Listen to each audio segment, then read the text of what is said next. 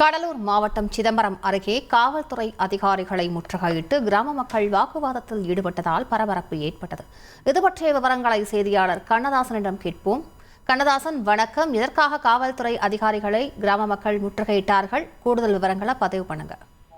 வணக்கம். சிதம்பரம் அருகே உள்ள அத்தியாநல்லூர் கிராமத்தில் சவுடு மணல் குவாரி அரசு அனுமதியுடன் இயங்கி வருகிறது.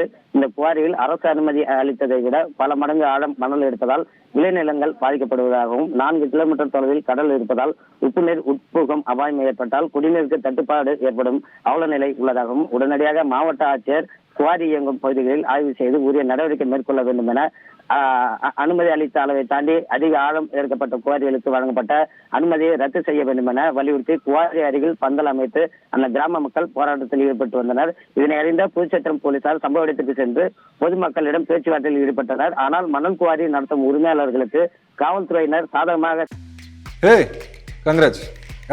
கல்யாணம் இல்ல, நான் பிசினஸ் ஸ்டார்ட் பண்ண போறேன். எப்படி? பாஸ் வாலா பி தி பாஸ் செயல்படுவதாக கூறி காவல்துறையினரை பொதுமக்கள் முற்றுகையிட்டு கடும் வாக்குவாதத்தில் ஈடுபட்டதால் பெரும் பரபரப்பு ஏற்பட்டது.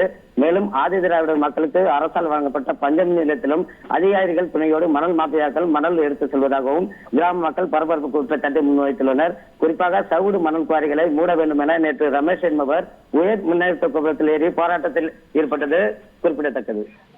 விவரங்களுக்கு நன்றி கண்ணதாசன்.